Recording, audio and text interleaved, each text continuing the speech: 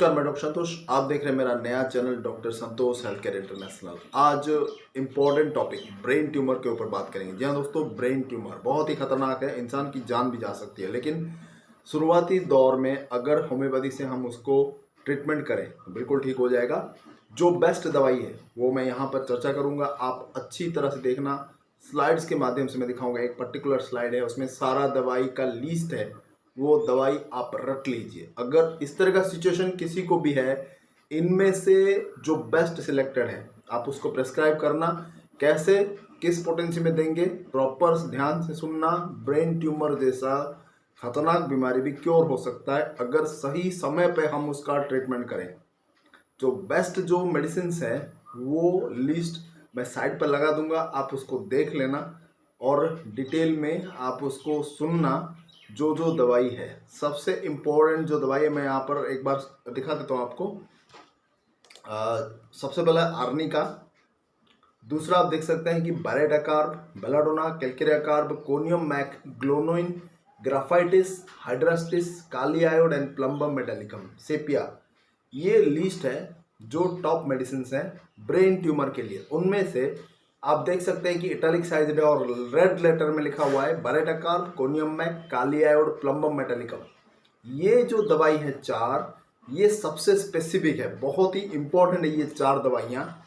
और इसको कैसे प्रेस्क्राइब करना है, द बेस्ट है कि आप सबसे पहले 30 से शुरुआत करें, क्योंकि स्ट्रक्चरल चेंजेस हो चुका है। 30 दिन में 3 से 4 बार आप दीजिए, 10 दिन, फिर उसके बाद दिन में 2 बार करके इसका 200 पोटेंसी दीजिए।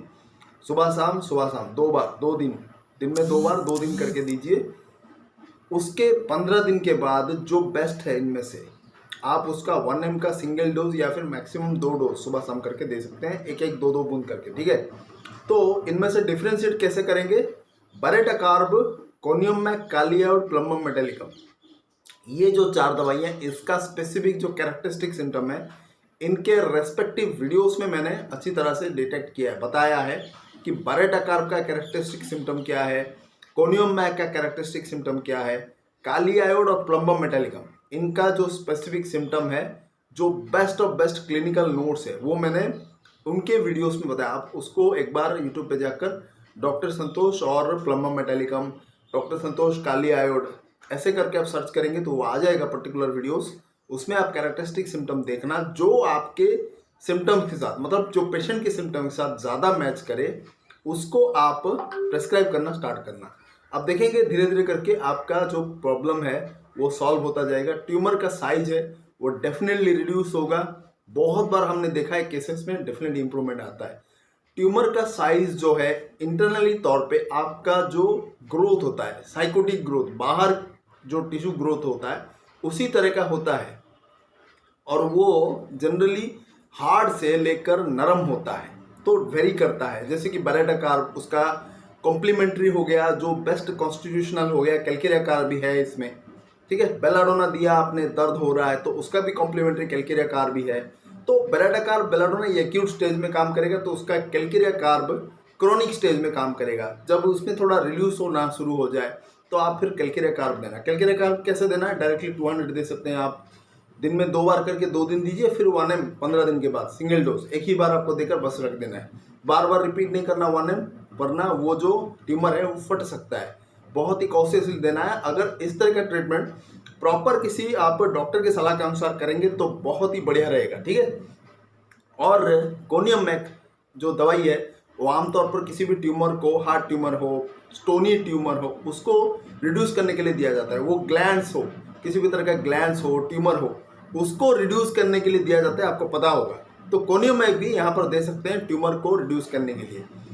नेक्स्ट जो आता है काली आयोड, पोटेशियम और आयोडीन का ये जो मिश्रण है वो आपके लिए बहुत ही बढ़िया काम कर सकता है। अगर आपको कोई जो थायराइड जैसी समस्या हो, थायरोक्सिन से रिलेटेड कोई प्रॉब्लम हुआ हो, या फिर आपको टैबलेट वगैरह पहले से ले रहे हो थायराइड ग्लैंड के कोई प्रॉब्लम के लिए, तो भी आप उसके ले सकते हैं, कोई प्रॉब्लम नहीं है, ये बहुत बढ़िया काम करेगा। नेक्स्ट है प्लम्बम मेटालिकम, पेट से संबंधित कोई दिक्कत हो, पेट के अंदर खिंचाव हो, आपका पेट खाली खाली सा रहता है, अंदर खिंचाव रहता है, हमेशा पेट दर्द आपका क्रॉनिक रहता है, तो उसके बाद कोई टैबलेट आपने लिया और वो फिर ट्यूमर को लीड किया तो भी बहुत बढ़िया काम कर सकता है। तो ये स्पेसिफिक देखें तो कुछ इंपॉर्टेंट स्पेसिफिक सिम्टम्स है इन दवाइयों का। कैल्केरिया कार्ब ग्राफाइटिस यहाँ पर जो दिया हुआ है सेपिया, ये क्रॉनिक टेंडेंसी में काम करता है। और थुजा भी और एक दवाई है, इसमें ऐड नहीं हुआ है, लेकिन थुजा भी आप याद रखना। स्पेसिफिक साइकोटिक्स जो माइजम है उसमें ये बहुत बढ़िया काम करेगा थुजा, ठीक है। उसको भी आप कैल्केरिया कार्ब की तरह पहले 200 फिर 1 ml में आप दे सकते हैं। तो ये इस तरह से अगर आप यूज़ करेंगे तो जो भी आपका ब्रेन का जो ट्यूमर का साइज़ है वो धीरे धीरे कम होता जाएगा। और आप देखेंगे कि कुछ दिनों के बाद वो जब आप उसका फिर MRI करेंगे फिर या फिर CT स्कैन करेंगे तो आप देखेंगे कि ट्यूमर का साइज़ धीरे धीरे कम होता जा रहा है। अगर बहुत ही क्रिटिकल प्रॉब्लम नहीं है तो आपको अचानक से सर्जरी करने की ज़रूरत नहीं है। सर्जरी में रिस्क बहुत रहता है, कुछ लोगों का ट्यूमर निकल जाता है लेकिन बाद में फिर प्रॉब्लम हो सकता है, कुछ लोगों का निकलता नहीं, वो फिर ज़िंदगी भर अपंग हो जाते हैं या फिर कुछ कॉम्प्लिकेशंस भी हो सकता है। तो शुरुआती दौर में अगर हम होम्योपैथी का ट्रीटमेंट करें, अभी अभी आपको डिटेक्ट हुआ है तो ट्यूमर आमतौर पर जब होता है तो कैसे पता करेंगे कि कंटिन्यूसली आपका जो सर दर्द है वो बना रहेगा, चाहे कोई प्रॉब्लम भी ना हो, मतलब आप बारिश में भीगे नहीं, आपको सर्दी जुकाम नहीं है, आप धूप में आए नहीं है, फिर भी आपका सर दर्द हो रहा है, कोई कॉम्प्लिकेशंस नहीं है, कोई एक्साइटिंग कॉज नहीं है, फिर भी आपका सर दर्द बना रहता है हर दर्द, तो उसमें आपका हो सकता है मतलब आप CT स्कैन करना पड़ेगा तो देखेंगे उसमें क्लैरिफाई होगा। अगर बहुत दिनों तक कोई इंटरनली चोट लगा है या फिर कोई ऐसे प्रॉब्लम हुआ है, अचानक से आप एंजाइटी स्ट्रेस बहुत दिनों से रह रहा हो या फिर BP आपका बहुत ज़्यादा हाई रह रहा है हमेशा, तो वहाँ पर क्लॉट जमा हो सकता है और वो अल्टीमेटली कुछ ब्लॉकेज करके ट्यूमर हो सकता है। तो कॉजेटिव फैक्टर बहुत सारा है।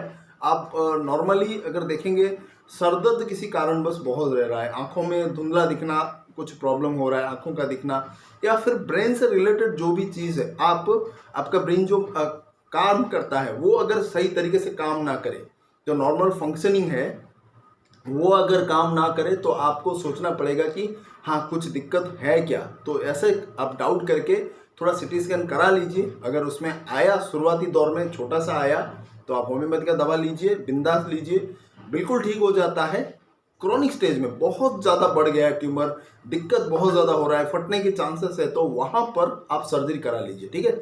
जो लास्ट स्टेज है या फिर जो प्रॉब्लम करने वाला, ज़िंदगी को थोड़ा ख़त्म करने वाला, मतलब जो ज़िंदगी के लिए रिस्की है, वहाँ पर आप कर लीजिए, वहाँ पर कोई दिक्कत नहीं है, सर्जरी कर लीजिए। लेकिन स्टार्टिंग स्टेजेस में आपको दवाई बहुत बढ़िया मदद करेगी और उसको क्योर करने में आपको हेल्प करेगा। और ऐसे बहुत सारे लोगों का हुआ है तो डेफिनेटली इसको इस्तेमाल करें। ये दवाइयाँ मैंने अच्छी तरह से एक्सप्लेन कर दिया है। आप कोई डाउट हो तो मुझे कमेंट्स के माध्यम से पूछिए, मैं डेफिनेटली इसका रिप्लाई दूंगा। बने रहिए मेरे इस चैनल के साथ, और जो भी अभी सब्सक्राइब नहीं किए हैं इस चैनल को ज़रूर कर लीजिए, बेल आइकन पर जरूर क्लिक करिए ताकि जो भी नया वीडियो मैं अपलोड करूँ तुरंत आपको नोटिफिकेशन मिले। बहुत बहुत धन्यवाद, नमस्कार।